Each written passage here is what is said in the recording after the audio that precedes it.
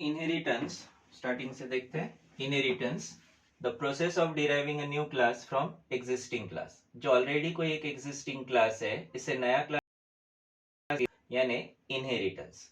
जो existing class है, this existing class is known as base class.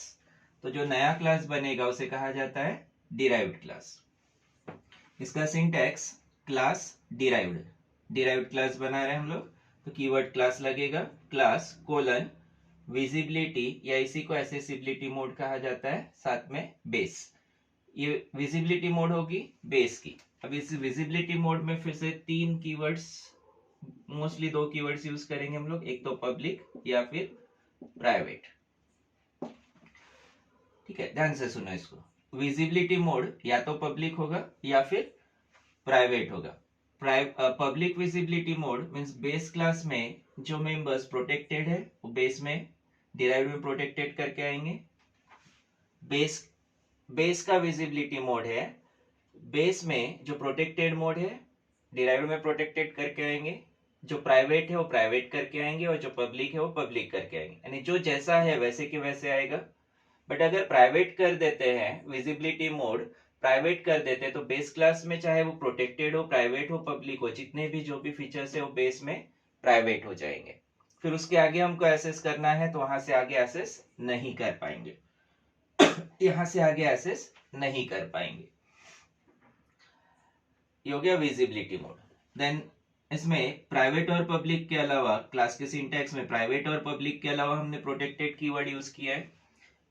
Public मतलब public data members and function members, ने जो data है या डेटा मेंबर्स है या फंक्शन मेंबर्स है, क्लास के मेंबर फंक्शंस तो एक्सेस कर सकते हैं, इसके अलावा और किसी को एक्सेस करना है कोई भी एक्सेस कर सकता है। वही प्राइवेट में है तो सिर्फ क्लास के मेंबर फंक्शंस एक्सेस कर पाएंगे। और प्रोटेक्टेड है, जैसे क्लास ए में अगर प्रोटेक्टेड मेंबर फंक्शन है, इससे यहाँ के जो मेंबर फंक्शंस है मुझे क्लास बी में यूज करने थे, क्लास बी में यूज करने हैं, तो मुझे एक्सेसिबिलिटी देनी होगी इसको। और अगर मैंने उसको प्राइवेट रखा तो यहाँ से यहाँ यूज नहीं कर पाएंगे। यहाँ से यहाँ यूज करने के लिए एक ऑप्शन है मेरे पास पब्लिक का, लेकिन यहाँ से यहाँ देने के लिए अगर मैंने इसको पब्लिक कर दिया, यहाँ के डेटा मेंबर को पब्लिक कर दिया, तो ये तो यूज करेगा और साथ साथ में जितने भी और दूसरे क्लासेस है वो भी यूज कर सकते हैं। मुझे सिर्फ इसको देना था तो इसको मुझे प्रोटेक्टेड करना पड़ेगा।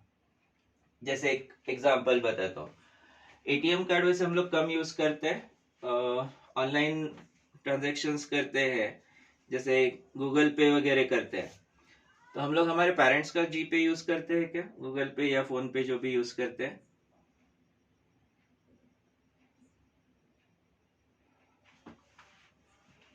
करते हैं। तो ये बेस क्लास, ठीक है, यहाँ कंसीडर करते हैं बेस क्लास यानी पेरेंट्स का गूगल पे जीपे अकाउंट। अब इसको मैं यूज कर रहा हूं, इसको मैं यूज कर रहा हूं, तो ये जो यूज हो रहा है प्रोटेक्टेड मोड में, ठीक है, यहाँ पे यूज हो रहा है तो प्रोटेक्टेड मोड में, तो यहाँ से जो पिन आएगा ये यहाँ तक मेरे पास तक आएगा, इसे प्रोटेक्टेड मोड कहा जाता है। इनकी परमिशन से हम लोगों ने यहाँ पे यूज किया है, इसे प्रोटेक्टेड कहा जाता है। और ये तब तक प्रोटेक्टेड रहेगा जब तक हम लोगों ने गड़बड़ नहीं करी। मीन्स गड़बड़ नहीं करी यानी 1000 रुपीज का ट्रांजैक्शन करना था, गलती से एक जीरो ज्यादा का लगा दिया, 1000 की जगह 10,000 कर दिया, तो दोबारा ये हमको मिलेगा क्या, नहीं, फिर वो प्रोटेक्टेड से प्राइवेट हो जाएगा।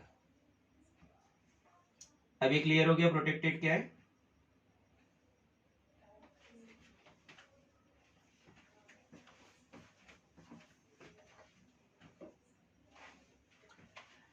तो जो प्रोटेक्टेड डेटा मेंबर है, इसे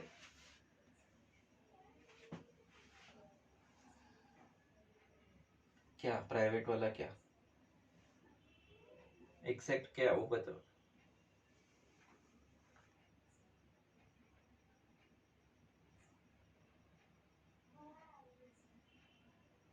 क्या बताया पर वो तो बताओ, क्या बताया मैंने, प्राइवेट वाला क्या बताया।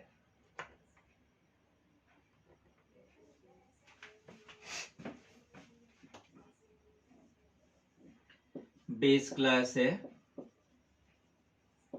इसमें प्रोटेक्टेड पब्लिक, प्राइवेट। ठीक है, 3 कीवर्ड्स है इसमें। प्रोटेक्टेड, पब्लिक और प्राइवेट के पी स्मॉल होंगे सभी में। डिराइव्ड क्लास है, इसमें पब्लिक और प्रोटेक्टेड उतने ही 2 मेंबर्स होंगे, पब्लिक एंड प्राइवेट। ये कोई अलग सा क्लास है, एनी क्लास। सेम प्रोग्राम में कोई और क्लास है, इसमें भी पब्लिक और प्राइवेट ऐसे कीवर्ड्स है।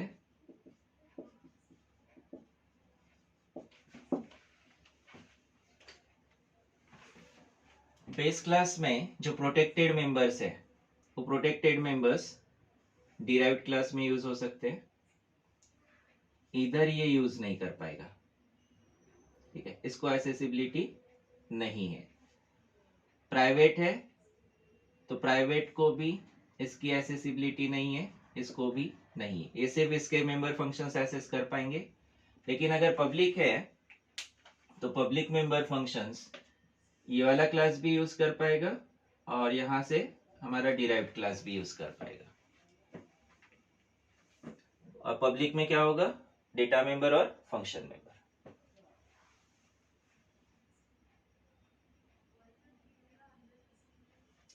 मैंने एग्जांपल क्या लिया इसमें, हमारा गूगल पे बेस क्लास यानी पेरेंट्स के पास का गूगल पे जीपे अकाउंट। जस्ट अज्यूम करो रीति का, ये रीति के पेरेंट्स का, रीति के मम्मी का या पापा का गूगल पे अकाउंट है। तो ये गूगल पे अकाउंट डिराइव्ड क्लास यानी रीति हो गई, डिराइव्ड क्लास यानी रीति हो गई, और ये बेस क्लास यानी रीति के पेरेंट्स हो गए। तो अब ये जीपे करना है, कहीं पे अमाउंट ट्रांजैक्शन करना है, तो ये गूगल पे का जो अकाउंट है इसका पिन इसके पास हो सकता है, डिराइव्ड क्लास में रीति के पास हो सकता है। हो सकता है क्या?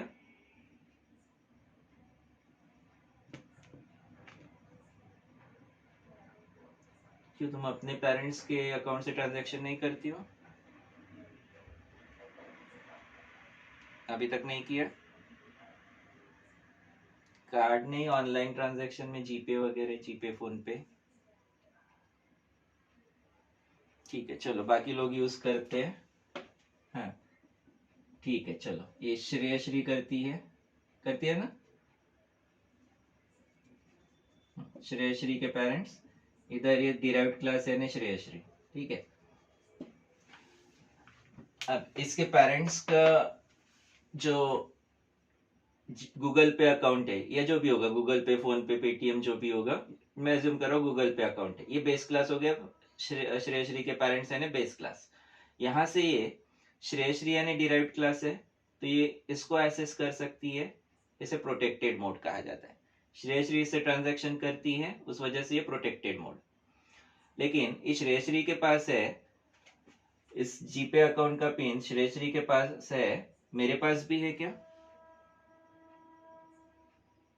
नहीं है, मेरे पास नहीं है, यानी मैं बाहर का क्लास हो गया। तो ये प्रोटेक्टेड मेंबर यहां मैं यूज कर पाऊंगा क्या इसको? नहीं। ठीक है, देन ये श्रेयश्री के पेरेंट्स जो है, इनका गूगल पे अकाउंट। अब यहाँ पे रीति वाला कंसेप्ट आएगा। रीति के पेरेंट्स का जो गूगल पे अकाउंट है, ये रीति एक्सेस नहीं करती है, इसके पास पासवर्ड नहीं है, तो प्राइवेट हो गया।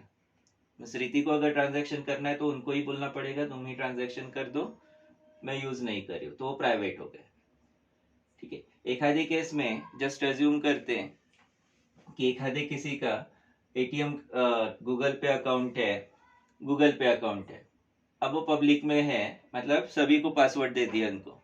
जो 4 लोग हैं अपने पास क्लास में, इंक्लूडिंग मी, मेरे को भी, ये सभी का इस गूगल पे अकाउंट का पिन पता है, तो सभी इसमें से ट्रांजैक्शन कर सकते हैं।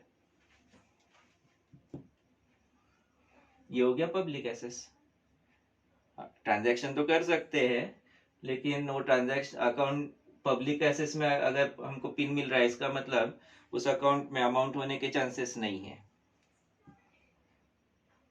बराबर, पिन तो मिल गया सभी को, लेकिन अमाउंट ही नहीं है, ट्रांजैक्शन हो पाएगा क्या? नहीं हो पाएगा। ठीक, लेकिन अगर उसमें अमाउंट है और पब्लिक की है, पब्लिक में की दी गई है, तो आसानी से कोई भी उसमें ट्रांजैक्शन कर सकता है। मोस्टली गूगल पे अकाउंट, ऑनलाइन अकाउंट जितने भी है प्राइवेट होने चाहिए, लेकिन हम लोग हमारे पेरेंट्स का अकाउंट अगर यूज करते हैं तो उसे प्रोटेक्टेड मोड में यूज किया जाता है, पब्लिक में एक्सेस नहीं करेंगे। ठीक है, पब्लिक में हम लोग क्या एक्सेस कर सकते हैं? अपने बुक्स, नोट्स, ये सब चीजें एक्सेस करते हैं, कर सकते हैं। ठीक है, क्लियर हो गया?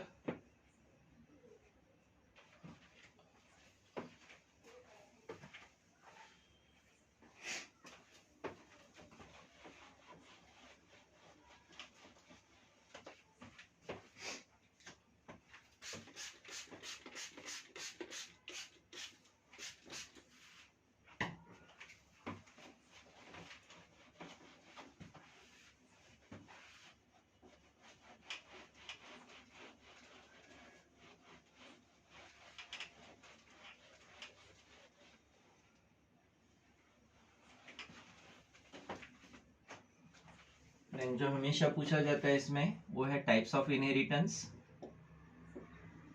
टाइप्स ऑफ इनहेरिटेंस, पहला सिंगल इनहेरिटेंस।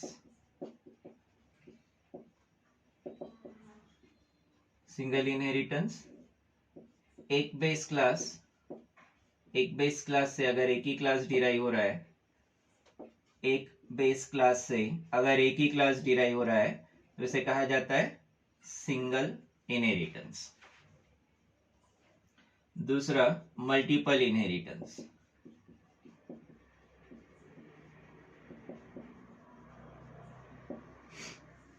मल्टीपल इनहेरिटेंस में नंबर ऑफ बेस क्लासेस होंगे, नंबर ऑफ बेस क्लासेस, और इन नंबर ऑफ बेस क्लासेस से एक क्लास अगर डिराइव होता है, नंबर ऑफ बेस क्लासेस से अगर एक क्लास डिराइव होता है, b1 b2 b3 up to bn, these are base classes, इनसे अगर एक ही क्लास डिराइव हो रहा है इसे कहा जाता है मल्टीपल इनहेरिटेंस। इससे जस्ट उल्टा केस होगा हायरार्चिकल इनहेरिटेंस।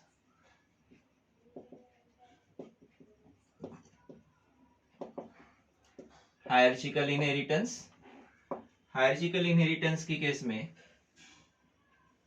एक बेस क्लास होगा, एक बेस क्लास, इस एक बेस क्लास से नंबर ऑफ क्लासेस डिराइव होंगे,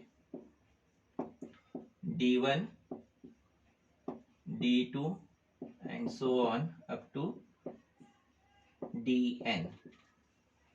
एक बेस क्लास है, एक बेस क्लास से नंबर ऑफ क्लासेस डिराइव हो रहे हैं, इसे कहा जाता है hierarchical inheritance.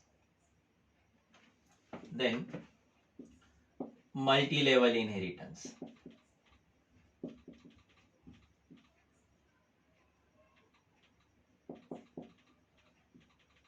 Multi level inheritance में क्लास ए मल्टीपल लेवल्स पे जाएगा ये इनहेरिटेंस, क्लास ए से क्लास बी से क्लास सी डिराइव होगा। This inheritance follows grandfather, father and son relationship. Then पांचवा इनहेरिटेंस बनता है हाइब्रिड इनहेरिटेंस।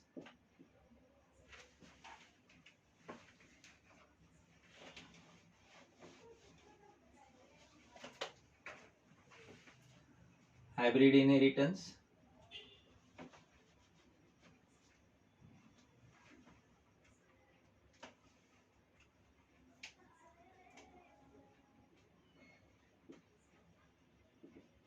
हाइब्रिड इनहेरिटेंस जिसमें बेस क्लास से एक बेस क्लास से दो क्लासेस डिराइव होंगे बी एंड सी, और बी सी से एक नया क्लास डिराइव होगा जिसे डी कहा जा सकता है। अब इस हाइब्रिड इनहेरिटेंस की केस में देखते हैं, तो this hybrid inheritance is combination of different inheritances. यहाँ जो मैंने स्ट्रक्चर बनाया, स्ट्रक्चर के अकॉर्डिंग इसमें बाकी चारों इनहेरिटेंसेस यूज होते हैं। जैसे ए बी अगर कंसीडर करते हैं तो ए बी यानी सिंगल इनहेरिटेंस हो गया, ए बी यानी single inheritance. A C is also single inheritance. A B C अगर देखते हैं, ए बी सी, तो ये वाला इनहेरिटेंस बनेगा हायरार्चिकल इनहेरिटेंस। ए बी सी यानी hierarchical inheritance. Then B C D अगर कंसीडर करते हैं तो मल्टीपल इनहेरिटेंस बनेगा। ए बी डी कंसीडर करते हैं तो multi level inheritance. A C D consider करेंगे अगेन मल्टी लेवल इनहेरिटेंस। इसमें ए टू डी डायरेक्ट कम्युनिकेशन नहीं होता है, बी और सी के थ्रू होता है। उस वजह से इस लिंक को, ए टू डी वाली जो लिंक है, इसे वर्चुअल लिंक कहा जाता है। इसको अगर थोड़ा डिटेल में और समझते एग्जांपल के साथ, सिंगल इनहेरिटेंस, बेस क्लास यानी पेरेंट्स, मैं अकेला एक, जो कुछ भी पेरेंट्स के पास है सब मेरा है, single inheritance. Multiple inheritance, multiple inheritance में कंसीडर करते हैं मेरे पापा, मेरी मम्मी, मेरे अंकल आंटी, जितने भी जो भी 2-4 अंकल आंटी हैं, मैं उन सबको अकेला एक, तो इनके पास जो कुछ भी, इन सब के पास जो कुछ भी, उन सब, वो सब मेरा अकेले का है। मल्टीपल इनहेरिटेंस मैं यूज कर सकता हूँ, इनके पास जो भी गाड़ियां है, जो भी चीजें हैं, वो सभी मैं यूज कर सकता हूँ। उल्टा केस हायरार्चिकल में, एक अकेले पेरेंट्स है ना, मम्मी पापा कंसीडर करते हैं पेरेंट्स में, और इनके बहुत सारे बच्चे, ठीक है, जो पुराने जमाने में होता था। अभी के जमाने में तो 1-2 बहुत हो गए, लेकिन पुराने जमाने में पेरेंट्स, बहुत सारे बच्चे। अब बहुत सारे बच्चे हैं तो इनकी जो प्रॉपर्टी है बहुत सारे लोगों में डिवाइड होगी, इनके पास जो भी चीजें हैं बहुत सारे लोगों में डिवाइड होगी, इसे हायरार्ची स्ट्रक्चर कहा जाता है। देन मल्टी लेवल इनहेरिटेंस, ए से बी क्लास डिराइव हो रहा है, मींस मेरे ग्रैंडफादर या ग्रैंड पेरेंट्स, मेरे पेरेंट्स और मैं। अब मुझे मेरे ग्रैंड पेरेंट्स से कुछ चीजें, कुछ इनहेरिट होके, कुछ प्रॉपर्टी बोलो या कुछ चीजें, कुछ ऑब्जेक्ट्स मेरे पेरेंट्स के पास आई और उन पेरेंट्स के पास से मुझे मिल सकती है, ठीक है, यहां से इनहेरिट होते जाएगा। कई बार तो जिनके यहाँ ग्रैंड पेरेंट्स होंगे वो लोग ये वाली स्टेज को भी स्किप करते हैं, अगर हमको कुछ चाहिए तो सीधा सीधा ये वाली स्टेज पे ही पहुंच जाते, ये वाली स्टेज तक आने ही नहीं देते, इधर से सीधा इधर, और यहाँ से चीजें आसानी से मिलती हैं। ऐसे किसी क्या होता है क्या?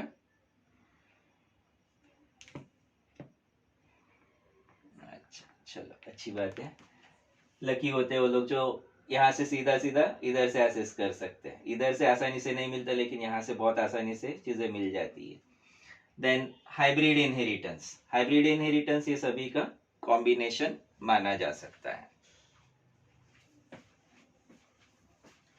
इसमें एग्जाम में टाइप्स पूछे जाते हैं, टाइप्स में डायग्राम देना है एग्जाम्पल करके, और एक स्टेटमेंट में इसको एक्सप्लेन करना है। जैसे single inheritance, when a class is derived from a existing class or from a base class, the inheritance is known as single inheritance। वैसे एक एक दो दो स्टेटमेंट में एक्सप्लेन करना है, बहुत कुछ नहीं लिखना है।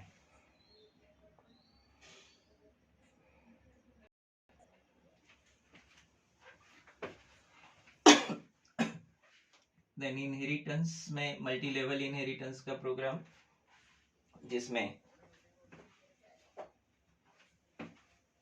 Multi level inheritance,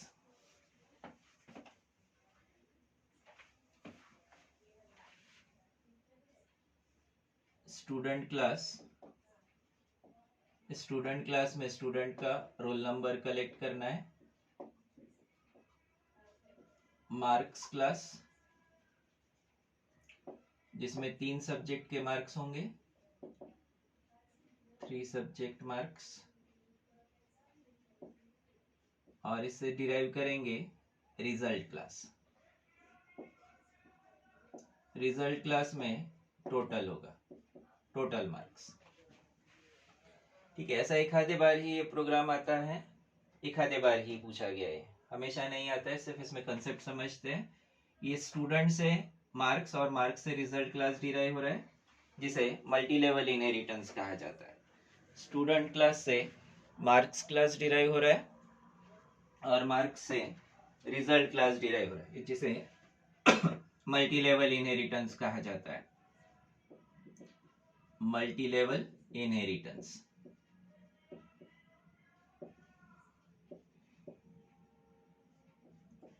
hash include class, पहला क्लास क्रिएट करेंगे स्टूडेंट। अब इससे आगे नए क्लासेस डिराइव हो रहे हैं, तो इसमें जो डेटा मेंबर्स होंगे उनको प्रोटेक्टेड रखेंगे। स्टूडेंट क्लास से जो नया क्लास डिराइव हो रहा है, इसमें मुझे स्टूडेंट क्लास के मेंबर्स को यूज करना है, तो इसको प्रोटेक्टेड रखना होगा। इसमें हमको चाहिए रोल नंबर, एक ही वेरिएबल है integer RNO roll number. Then public access में रोल नंबर इनपुट करेंगे और रोल नंबर को आउटपुट में डिस्प्ले करेंगे। यहाँ मैं इनसाइड क्लास यूज कर रहा हूँ इसको, void गेट डेटा की जगह get roll number, C out enter roll number. ये रोल नंबर स्टोर होगा वेरिएबल RNO में। Then void put RNO, semicolon नहीं देंगे, उसकी जगह इसको आउटपुट में डिस्प्ले करते हैं। cout/n roll number in variable RNO।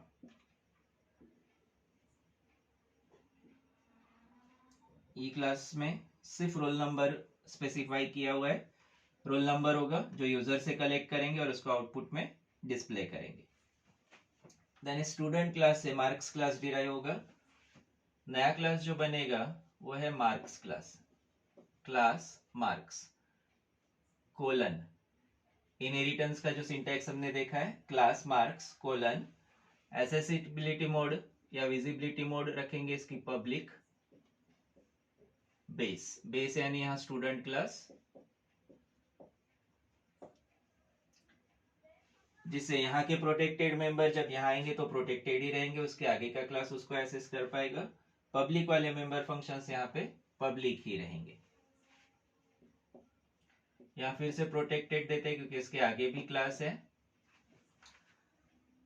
Marks हम लोग फ्लोट में ले सकते हैं या फिर इंटीजर में लिया तो भी चलेगा।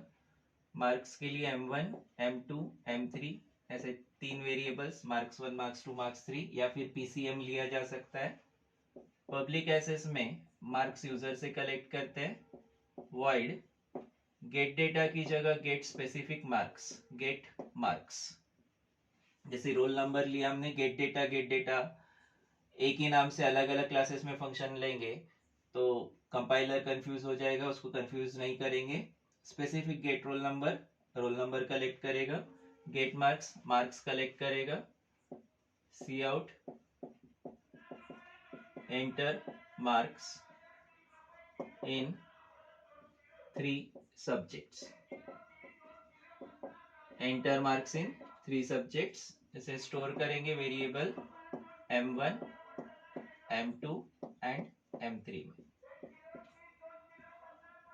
देन इसे आउटपुट में डिस्प्ले भी करते हैं। आउटपुट में डिस्प्ले करने के लिए put marks function, put marks C out /n। General terms में लिखना है तो सब्जेक्ट 1, सब्जेक्ट 2, सब्जेक्ट 3 लिखेंगे, या फिजिक्स केमिस्ट्री मैथ्स लिखना है तो फिजिक्स केमिस्ट्री मैथ्स भी लिखा जा सकता है। M1 सी आउट /n सब्जेक्ट 2, M2 सी आउट /n सब्जेक्ट 3, 3 सब्जेक्ट के मार्क्स M3। आउटपुट में आ गए, इसको क्लोज करते हैं। दूसरा क्लास बन गया मार्क्स नाम का। अब तीसरा क्लास रिजल्ट नाम का बनेगा। रिजल्ट क्लास बनेगा मार्क्स क्लास से, क्लास रिजल्ट क्लास बनेगा क्लास रिजल्ट कोलन पब्लिक, कौन सी क्लास से बनेगा, marks. Result class marks class से बन रहा है। हमने रिजल्ट क्लास बनाया मार्क्स क्लास से, मार्क्स क्लास बनाए स्टूडेंट क्लास से। इसमें अब आगे कोई क्लास नहीं है तो यहाँ प्राइवेट कर देंगे इसको, प्राइवेट इंटीजर टोटल। हमको सिर्फ टोटल करना है, इसके अलावा कुछ एडिशनल हमको करना, तुम लोगों को करना है, कर सकते हो, पर जितना रिक्वायरमेंट है उतना मैं बेसिक देख रहा हूँ। टोटल पब्लिक एसेस में टोटल करेंगे, TOT इक्वल टू, ये direct void calculate, TOT equal to M1 plus M2 plus M3। अब यहां मैंने देखो रिजल्ट क्लास में टोटल करने के लिए M1 M2 M3 ये तीन वेरिएबल्स का यूज किया। ये तीन वेरिएबल्स रिजल्ट क्लास में है क्या, M1 M2 M3 result class में है क्या,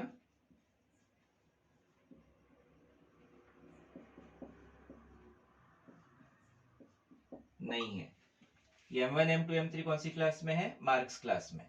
यहाँ पे ये प्रोटेक्टेड होने की वजह से यहाँ एसेस हो सकते हैं, यही अगर मैंने इसको प्राइवेट कर दिया तो यहाँ पे एसेस नहीं होंगे।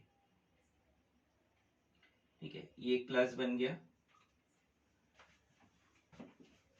देन मेन, void मेन, इसमें स्पेसिफाई किया गया है कि रिजल्ट क्लास के लिए ऑब्जेक्ट बनेगा। अगर स्पेसिफाई नहीं किया है तब भी हम लोग रिजल्ट क्लास के लिए ही ऑब्जेक्ट बनाएंगे, क्योंकि रिजल्ट क्लास में इसके पहले जितने भी मेंबर फंक्शंस है वो सब एक्सेस किए जा सकते हैं। इसलिए जो भी ऑब्जेक्ट बनेगा जो सबसे आखिरी में क्लास है उसी के लिए बनेगा। ऑब्जेक्ट बनाएंगे रिजल्ट क्लास के लिए, result capital R, CLR SCR।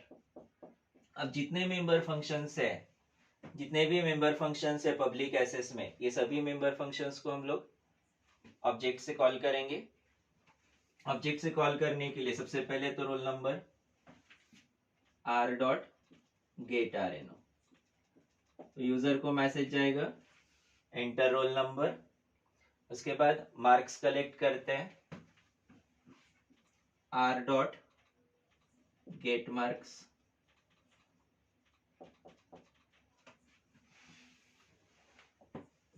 Then output में रोल नंबर प्रिंट करेंगे, r.putRno, देन r.putMarks,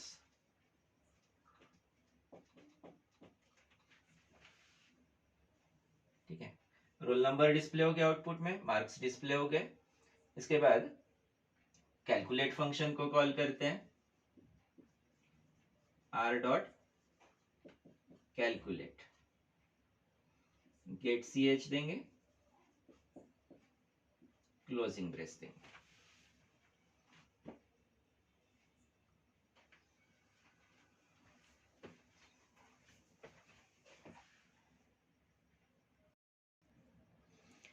इसी में देखो थोड़े से चेंजेस मैं करता हूं।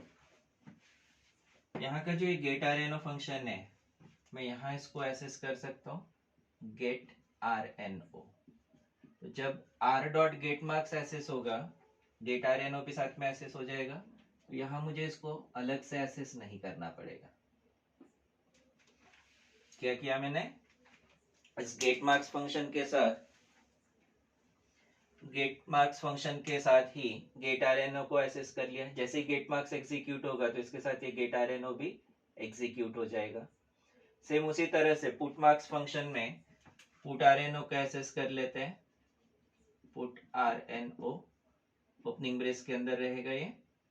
तो यहाँ मुझे r.putRNO नहीं देना पड़ेगा, यहाँ नंबर ऑफ स्टेटमेंट्स कम हो जाते हैं। देन अगर मैंने कैलकुलेट में putMarks फंक्शन को एसेस कर लिया, यहाँ putMarks फंक्शन, तो जब मैं r.calculate एसेस करूंगा, r.calculate एसेस करता हूं, तो कैलकुलेट फंक्शन के साथ पुट मार्क्स एसेस हो जाएगा, यहाँ से कंट्रोल आएगा पुट मार्क्स के पास, पुट मार्क्स से पुट RNO एसेस होगा, कंट्रोल आएगा पुट RNO के पास, यहाँ पे ये रोल नंबर डिस्प्ले करेगा, उसके बाद कंट्रोल वापस इसके पास, यहाँ ये 3 सब्जेक्ट्स के मार्क्स डिस्प्ले करेगा और यहाँ से वापस कैलकुलेट फंक्शन के टोटल और सी आउट। तो यहाँ मुझे नंबर ऑफ स्टेटमेंट्स कम देने पड़ेंगे। Actually total number of statements उतने ही रहेंगे, मैंने 3 यहाँ से हटा के 3 इधर ऐड कर दिए, नंबर ऑफ स्टेटमेंट्स उतने ही होंगे, लेकिन ऑब्जेक्ट से एक्सेस करने वाले स्टेटमेंट्स कम होंगे।